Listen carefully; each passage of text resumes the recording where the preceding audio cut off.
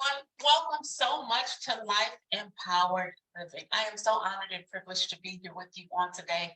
And I'm especially honored to have my friend, my sister friend, and guest Dr. Ansonya L. Pace Burke with us. Thank you so much for joining, Ansonya. Well, thank you for having me. I'm so glad to be here. Okay, so I've done this thing this year, kind of putting a theme around my life and my goal for the year. And what I did was I took my initials and I used them as an acronym. So my initials are CAC. And so my theme for this year is courageous, adventurous, and confident. So if you thought about your name and the first letter creating an acronym, what words would you use to set a theme for you for this year? Oh, wow. I think I missed that question. Let me see. So mine would be ALB. Okay. So I would say activate. Okay. I would probably say love. Okay. And B would be beautiful. All right. Activate, love, and beautiful. I love it. I love it. I love it. And you didn't miss the question. That is just my quick, let's break the ice question. Oh. Of how do you define you, right? What kind of theme do you want to set and put into place for you this year? So activate, love, and beautiful. I'm just writing it down because I like it. Sure. So thank you again so much for taking time to hang out with me. And so I have kind of this, what I call rapid fire or quick 7 questions that I'd love to hear from you. So what is your favorite cartoon? My favorite cartoon was Tarzan. Tarzan, okay. Favorite subject in school? You know, I really didn't have one, but if I had to pick one, it would have been speech and communications. Oh, that makes perfect sense. Favorite TV show? I would say I didn't have one of those either, but Lifetime, when I did look at TV. Lifetime, I like it. And then what is your favorite candy? Candy is Haribo gummy bears. Oh my goodness. So they actually have a location in Wisconsin. And wow. I haven't done the tour yet or anything like that, but if you come to town, we can make it happen. Oh, we're gonna make that happen. I didn't know about the Haribo gonna get me there. Yeah. Oh, that's what it took to get you here. Some candy. Okay. Fine. Don't feel any kind of way about that. Now, as we prepared for this time together in this meeting, you sent over a very amazing and impressive resume. When you look at your resume, what's something that you're most proud of? I think most of it that's probably not on the resume is just learning how to be genuinely authentic me. Okay. I think the resume, I've never been into titles ever. Like, you get titles for, church, and then you get titles for this. And that can be intimidating to people sometimes. And so I've always just wanted to be who I was. And so even though those are accolades and I love them, but I think the biggest thing was going to school for my doctorate and mastering the educational piece, because during in my personal life, family, and friends, none of them had done that. So it was a goal for me to be able to accomplish that. So I think that would have probably been the biggest thing. So I like what you said there. So there were 2 points where if you looked at your resume, one of the things that you're most proud of is your ability to go ahead and get that PhD.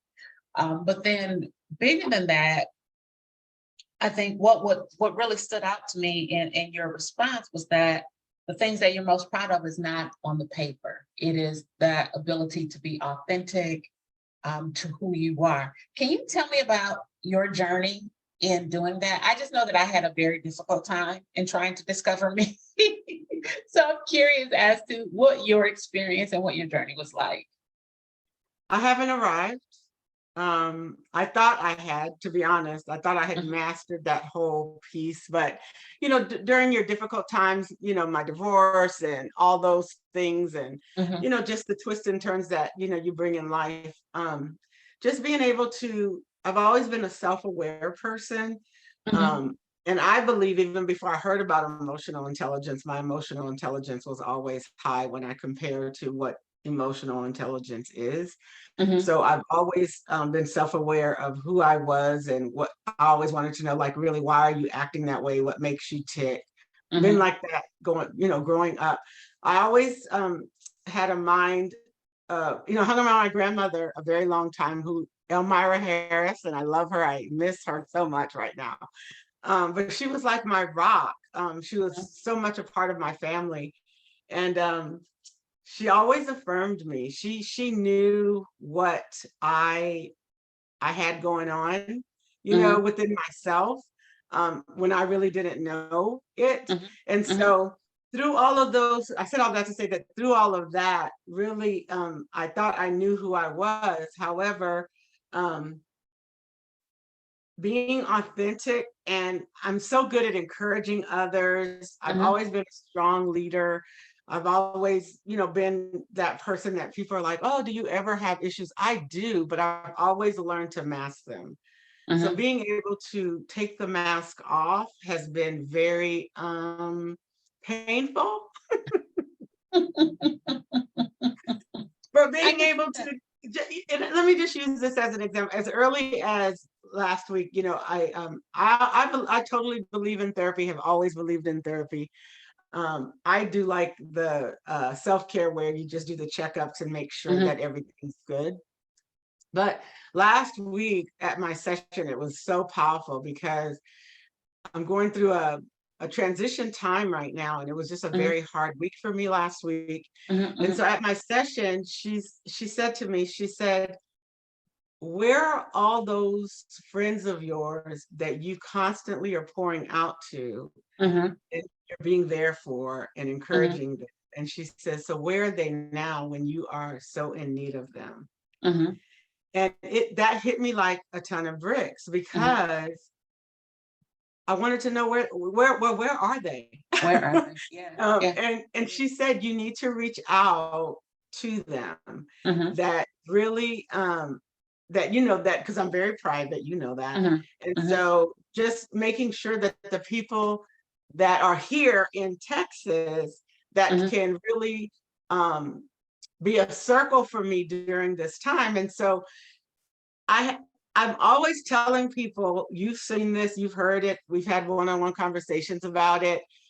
I'm always telling people to make sure that you have a circle around you. So when you're hitting those tough times, mhm, you have someone to reach out to, or mhm, that knows your demeanor and knows that you're not well when you're putting mhm, on the smile. mhm, And so it was amazing because when she said it, I just went like silent because I'm mhm, like, well, wow.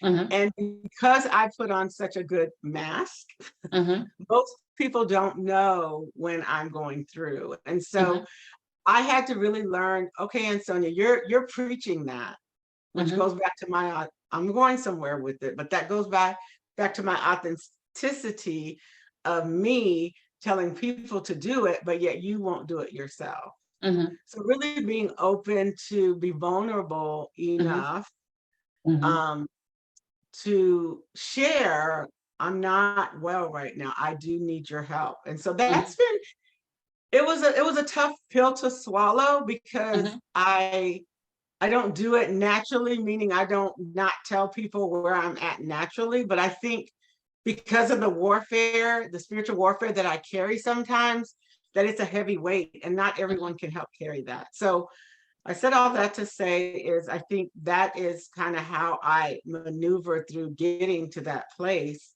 is mhm, that really taking in what people are saying to me that makes sense, and are you really doing the things that you're telling other people to do? And so that is my passion, is to encourage and help people to be who they want to be, and when they're depleted, and helping to help them breathe again. But at the same time, right now, I need to be breathing again. And so who is really able to speak into my life at this juncture to be able to help me to breathe again? I hope that made sense.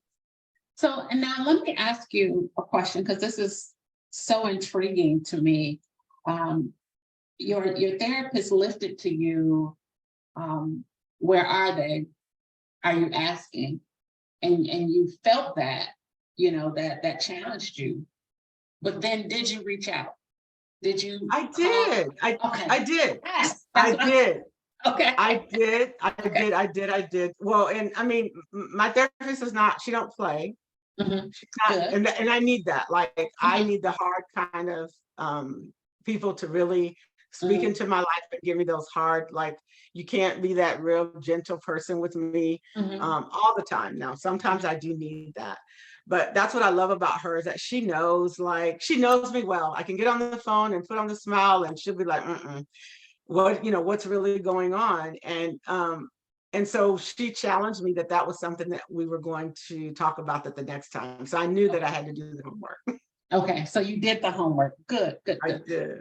And so tell me, once you got through that homework, and we're really still talking about your authentic self and your journey, and your responses here, you're practicing being open, you're practicing leaning into some of those difficult conversations. Sometimes when we reach out with something in mind, like the help will be there or the support will be there. I'm sure at some point you kind of gotten to the place where you've reached out and then the support wasn't there. Can you tell me how you navigated those times as well? So that's a very sensitive subject right now. Okay. And the only reason I say that is because we have our preconditioned of what our expectations are. Right. And I think you and I have talked about this before. Yep. Of what we expect when you reach. And I think that's been part of my difficulty, is because I expect people to do what I do, and people are not going to do what I do. Absolutely. And so coming into that realization that you have to, let me back up. I think it's important that even the people that you are close to, you have circles with, it goes back to, I thought about my relationship workshop that we had, that I had last year, and how I really want to add this to it, because I think it's important that people know what you need when you're dealing with something heavy, and what I need when I'm dealing with something heavy is totally different. Right. And so I and Sonia want to make sure that when you're going through something, that I am giving you, as your friend, what it is that you expect. Because I could say, well, I'll just call you every day. Well, you may say, no, I mean, I don't really need the calling. Like, I'm not a talker. I don't want to talk.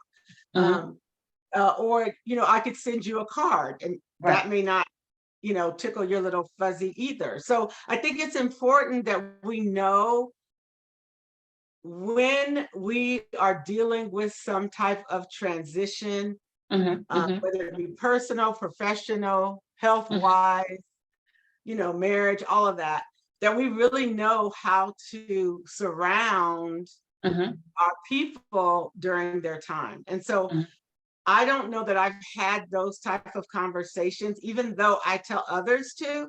I don't know that I've actually had those type of conversations. Why? Because my needs at the level that I am is usually outside the box for most people, because I do it I do what I do to others on a consistent basis. So I think a lot of people are shy away from having those kind of conversations because either A, they may be able to not do that, but that's the conversations that you have. Are you able to do this when I'm dealing with this? Are you able to, I have some friends that'll just fly in and be like, girl, I knew you weren't yourself. Not everybody can do that, but that's what I would hope.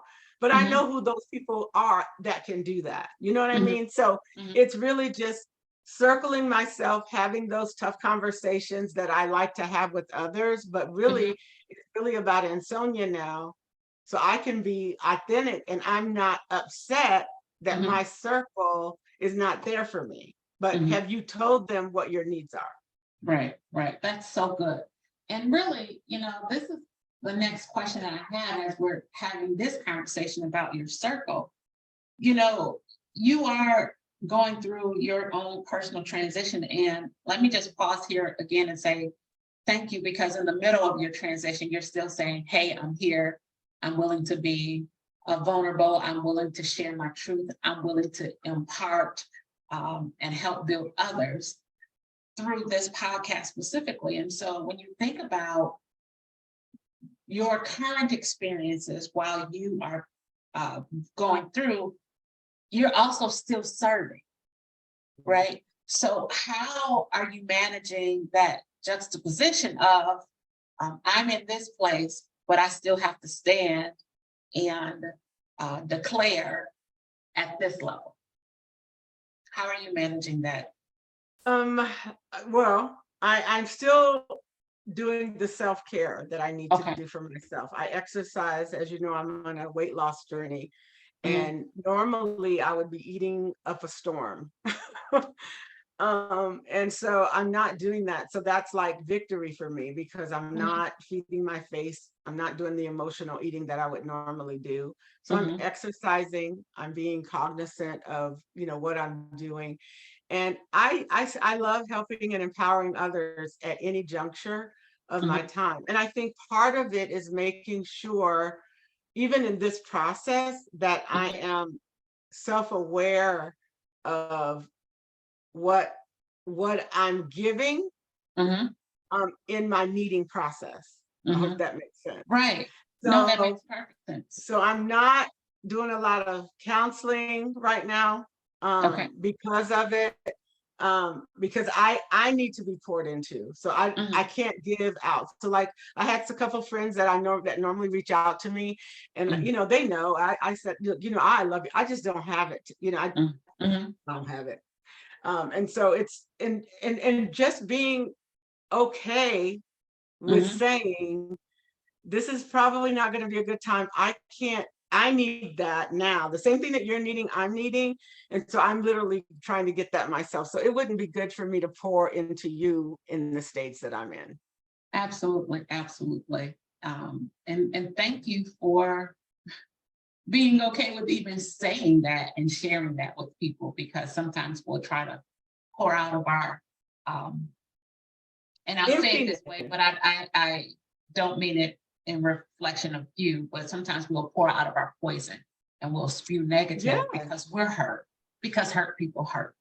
And so the fact that you're like, hey, I'm not in a good place. I'd love to help you, but I don't have what you need right now. I don't have what I need right now. Let's have that conversation, right? Yeah.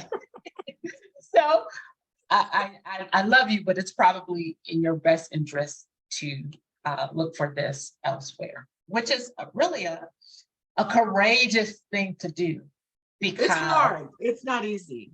It's not easy. And I think about it for you also just in the terms of entrepreneurship, in terms of being a business owner, in terms of being that motivational speaker. And in today's times,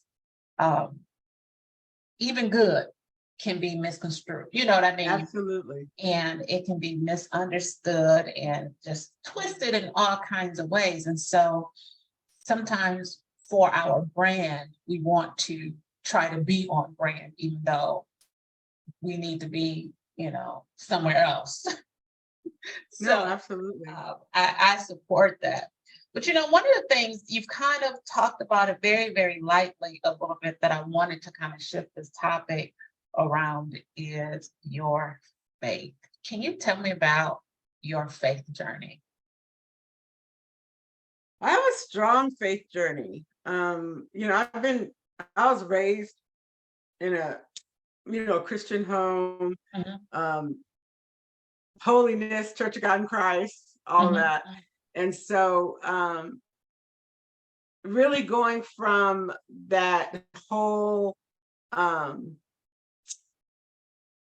what word am I looking for?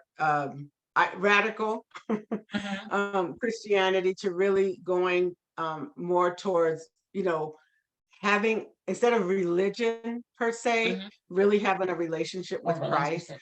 Mhm, And so really keeping that in focus mhm, has really been a strong faith walk for me.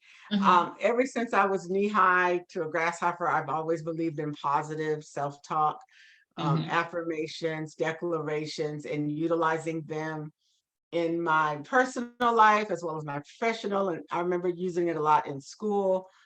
mhm, Um, and I remember one of my instructors pulling me aside, because I used to always, I had great relationships with my high school instructors, and they used to always say, you're different. You mhm, don't hang around a lot of people.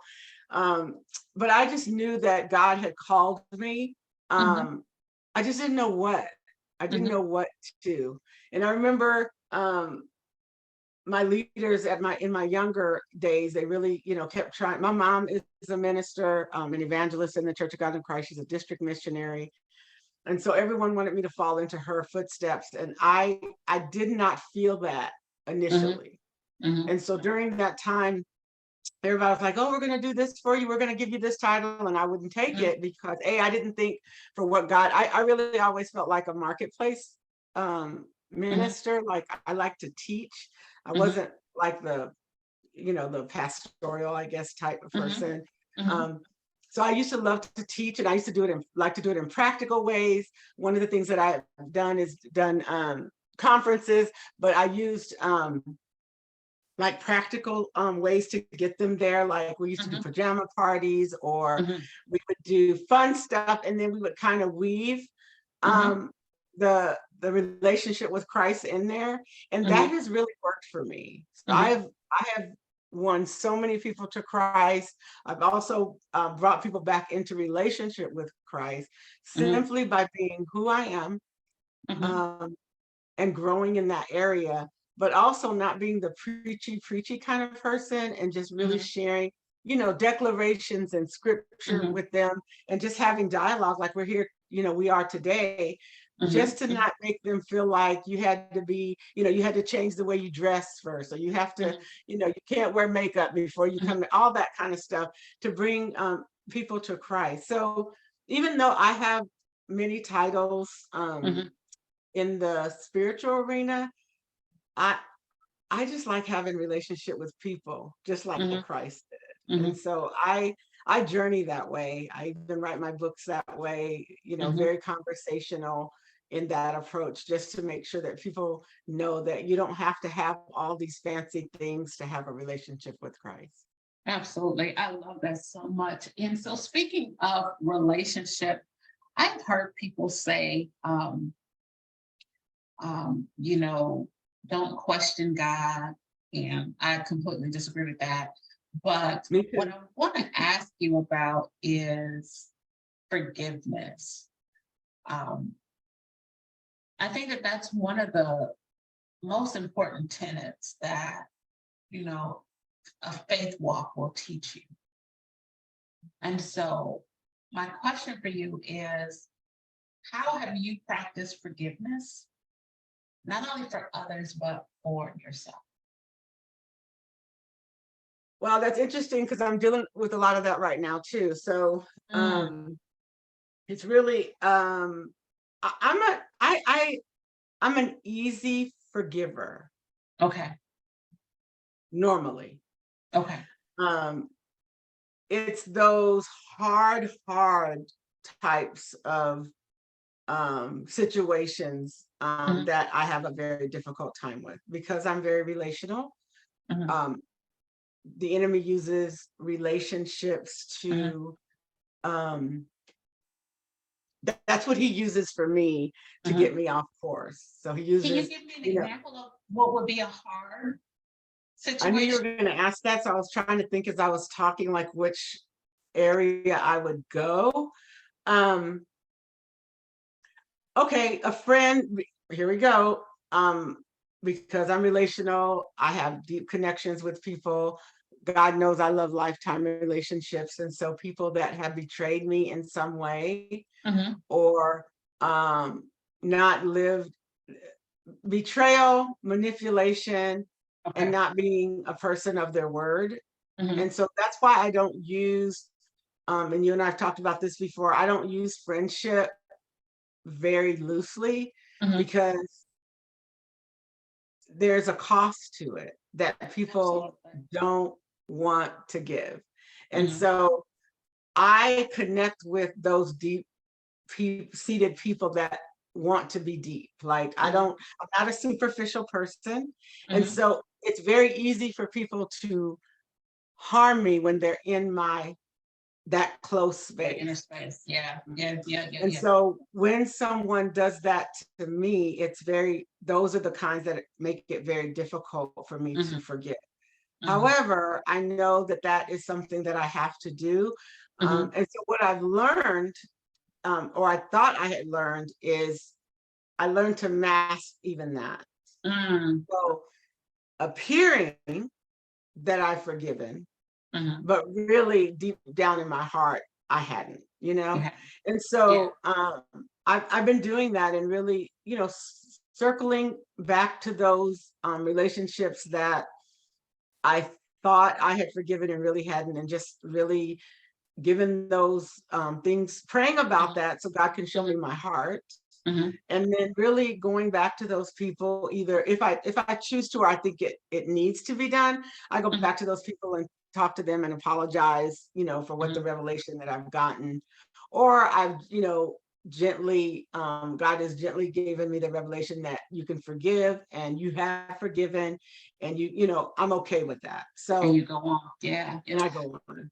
So, what does like, and I think this is such an interesting conversation. I was teaching Bible class last week, and what we were talking about was there was a scripture, and the scripture basically said that God would forgive and forget. And I said that sometimes we need to forget too. Like, forgiveness is good, but then we carry that baggage of that situation. And when we see that person, or even if if you think about a relationship, we go into a new relationship, we've forgiven them, but that experience or that hurt or whatever that was, right? We carry that into this next relationship, and that can be impactful. So sometimes we have to not only forgive a thing, but we also have to forget a thing so that we can go into this new thing with a very clear and clean slate. And so as I'm listening to you, I'm wondering, like, what does forgiveness look like for you? How do you know that you've actually done it or not? For me, it's when I've learned, I used to think that when you forgave, you go back to the same relationship and everything's supposed to be the way it Mm, was. okay. I've learned that that's not it, I especially don't. within those Yeah. close relationships. Hmm. So it's okay to forgive them and don't go back into them. Hmm. And Hmm. so for me, if I see them and I can speak, Hmm. um, and I don't feel that or that Hmm. experience, Hmm. then I really feel like that I've forgiven them. Now, no, no, I have a caveat to that because I think I can forgive, but still have some emotional to it. But it Yes. doesn't have to be a bad thing. Hmm. So I'll use this for an example. There was a very, very close friend of mine. I really thought we were soul sisters for real. Like we were really, Hmm. really close in a short time too. Hmm. And just some craziness happened, and just due to privacy, I won't give you the details of that. However, I've forgiven them, but I still, when I see them, I still feel the emotional to that, because I don't, when I don't understand something, or how people can do what they do and act like it's no big deal, I'll never understand that. But they're out there and they will do it. And so just really, just knowing that I've cleared my stuff, and that's really the basic thing I think for everyone is, have you done all that you need to do to make sure that you're clear of that debris, that's the word, of that situation. And that's how I deal with it. I just know that everyone is not going to forgive and necessarily forget like I do, but and I think part of that is wearing that mask. So I have to make sure that the mask is not being put on. I think I tell people that and they're like, what? And I'm like, you will go back to your old self sometimes if you allow it. So am I putting on the mask, or am I really forgiving this person? And so really making sure that I am doing that and not putting on my mask. Absolutely. And that's powerful. One of the things that I say is you have to practice forgiveness, meaning that, because sometimes those emotions do come up, right?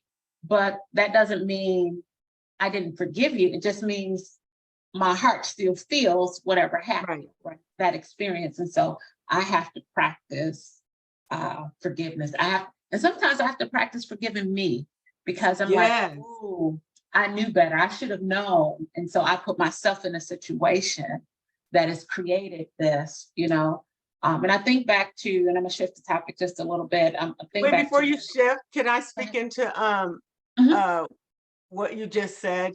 In that you said that you have to practice forgiveness. And I think that is so critical now, because it's not always easy to do that. And people think it is, and that's because really, are you forgiving them, or are you just angry and allowing them to be that? And I think I'd like to put that plug in there now, because as a leader, we do that more because of saving face, or you're in a ministry. And I think that's where we go wrong a lot of times. And we have this pride thing going on too. And that we really need to, the leaders really need to pay attention to this, because you are in a huge space. If you're in church, you're over a corporation, and you aren't dealing with your own emotional intelligence, self-aware, empathy for others, and you're just, that's pride. That's not being humble. And so if you're not dealing with your stuff, is what I believe God is asking all of us to do in this season, which is why so many leaders have committed suicide, and so many leaders have given up on ministries, and so many leaders have given up on their marriages and all those kind of things, because they're not dealing with their own stuff. And so it is called, you can harm people too, and you have to forgive as much as they have to forgive. So I think that's such an important plug for me now with leaders, is that you need to pay attention to your reality, and are you really forgiving people? And the other thing I wanted to say in that aspect is, I go into relationships now, especially the ones that I know that are God ordained. So you're going to be harmed in some way. Do not go into a relationship thinking they will never do anything that will upset you, that will make you mad, or challenge you, because those are the kind of relationships I like to go into, because I love to learn, and they make me better. Iron sharpens iron. So stop going into relationships thinking you're not going to be harmed in some way. Yeah, I love that. I always call that walking in eyes wide open, being aware, fully aware of what can happen, especially when you are embarking on an intimate, and when I say intimate, not sexually, but just a close, intimate relationship. So that is so good. And actually that still is in alignment with where I was about to go, because when we were talking about forgiveness and unforgiveness, forgiveness of self, how we show up, think about that in the workplace, right? Where I always talk about being laid off from a job that I absolutely loved, being devastated behind it, and having to decide how I was going to move forward, right? Making that pivotal decision. I actually ended up going back to the company for several years. But what happens, and I think you just talked about it though, as leaders, when we don't deal with forgiveness of ourselves, forgiveness of others, what does that show up as, right? I just read a stat about 73% of leaders in workplaces acknowledge that there is still a gap in leadership training and development. So how do we get past, right, that gap? How do we widen that gulf of what we need in terms of leadership skill sets and what we have? How do we adjust? What would you say? In the workplace? Mm-hmm. Mm-hmm. I think it starts with you, the leader.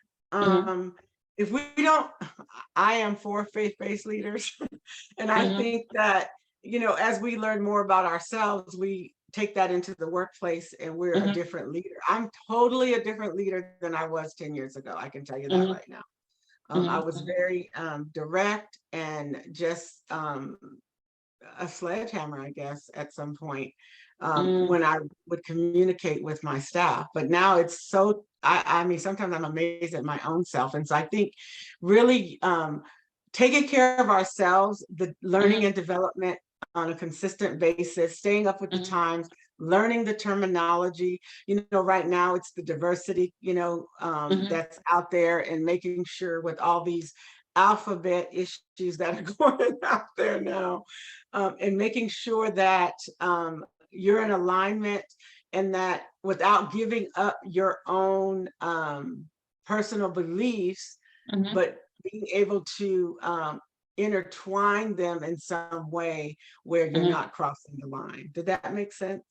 It does. And I want to add to that too, because we think about the affirmative action ruling that has just taken place. But let's think about all of the protected classes, right? So you have ageism that we're concerned about. We're having classism. We have women. We have diversity in terms of race, color, different abilities.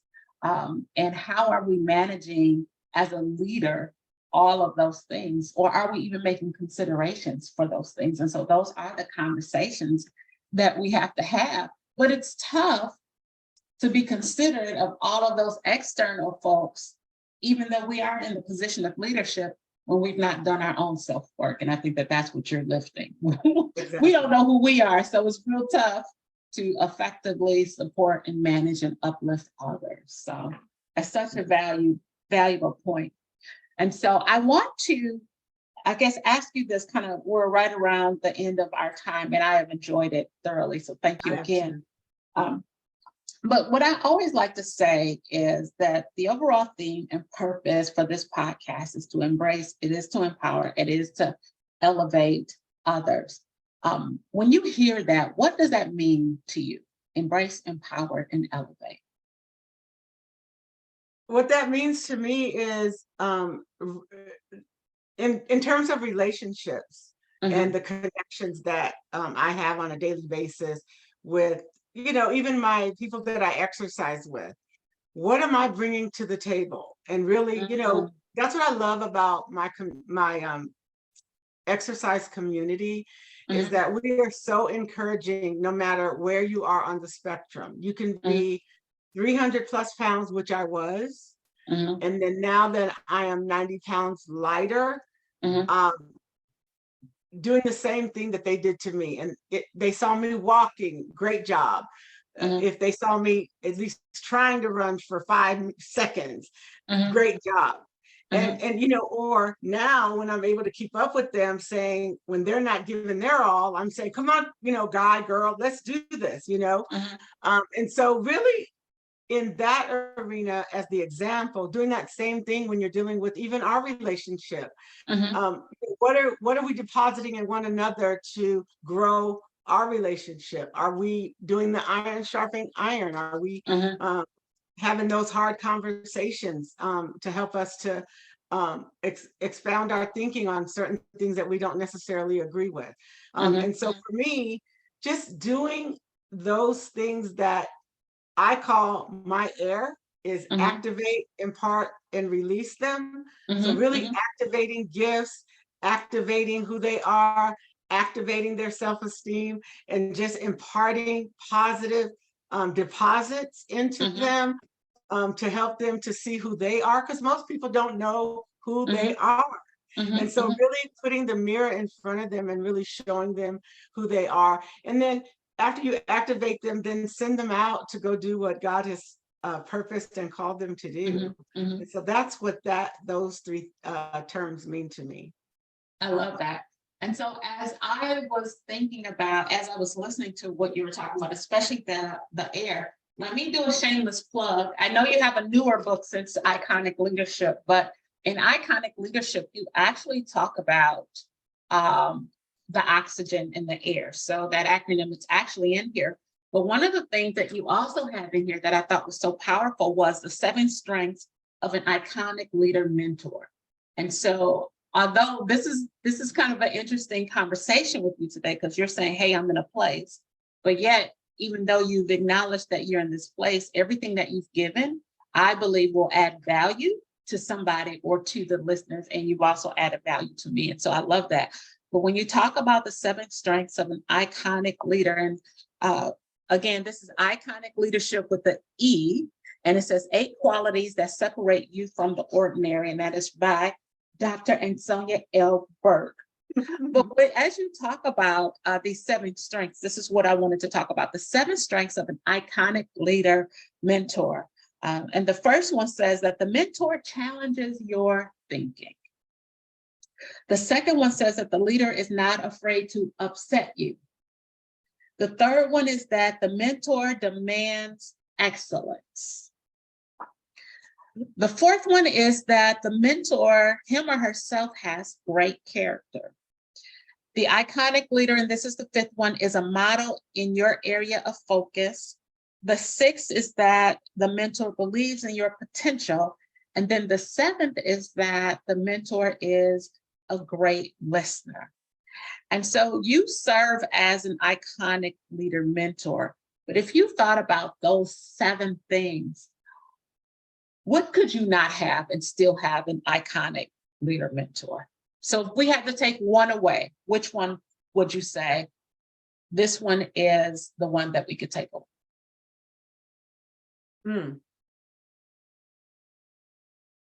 Ooh, that would be a hard one. I know, that's why I'm so excited. I was like, no, okay, what do we do with this? Well, let me ask you, because it would be hard for me because I wrote the book and you've got to have them all. But for you, as you're reading them, I know this is your show. However, which one would you think you could do without? I think for me, I think it would be the See how hard it is? Yeah, it is tough. It would either be a mentor in the area of your focus. And I say that for me because typically I look for people that are completely not like me. So that would be one option, or the iconic leader. And I guess this is the trick. I mean, not the trick, this is the caveat, because you're saying this is a mentor and the mentor must believe in your potential. A lot of times I get, my opinion, I get some of the best feedback from people who are the naysayers. And so they don't think I can do it, but they will give me that honest, sometimes that abrupt, sometimes a little bit of that harsh feedback that I need. So it will be between those two, the model and the mentor believing in your potential.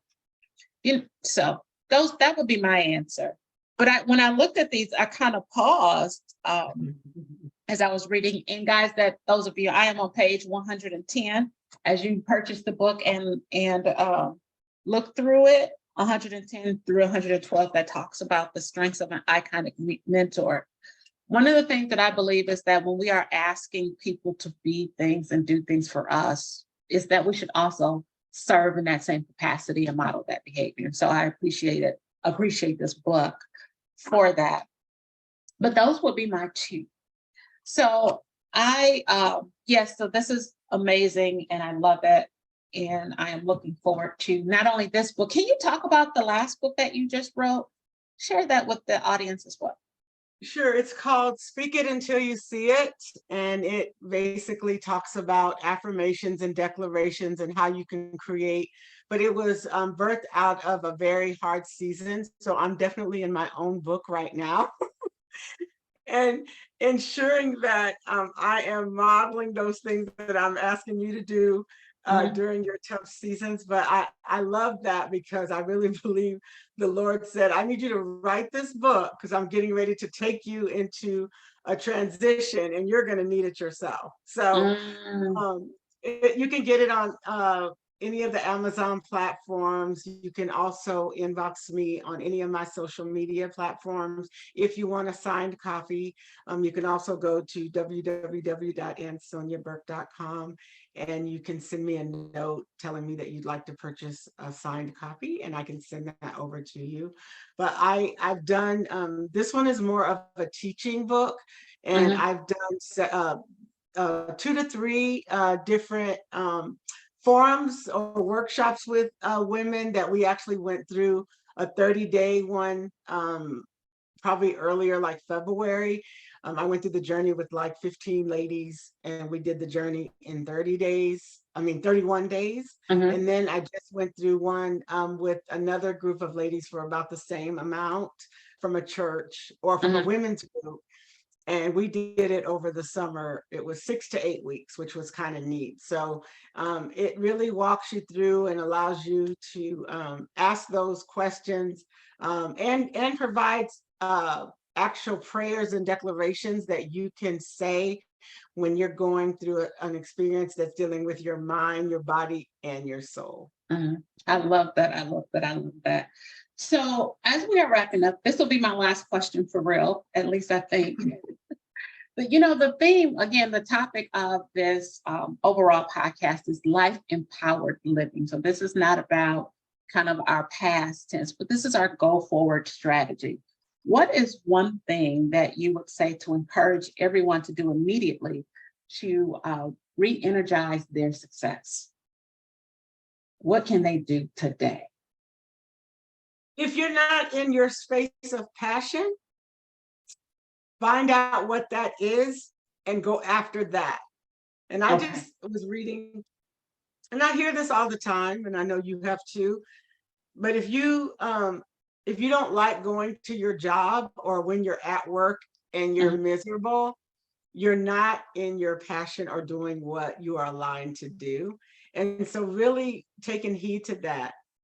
What is it that you should be doing in this season, really for the rest of your life? Because when you find that, you don't have to worry about another job again because you're doing what you love to do. And so I would encourage people to really seek out, are they in where they're supposed to be? And if they are they continually to learn and develop themselves in that space? So you can make sure that you're staying with the currents.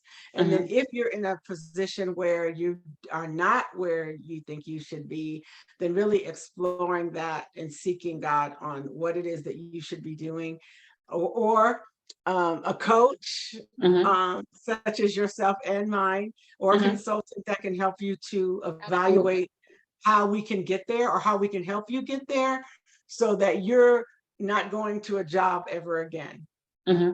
Absolutely. Thank you so much. Thank you. Thank you. Thank you. So I want to take a moment again, just finally, and say thank you so much, Dr. Ansonya Burke, for your time. Thank you for sharing. Thank you for pouring out. And this has just been amazing. And so for all of you that are listening, take heed.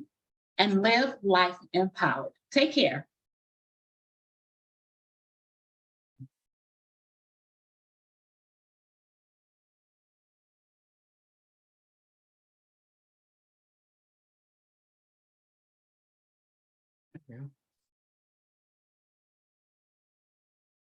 Okay, trying to make sure that I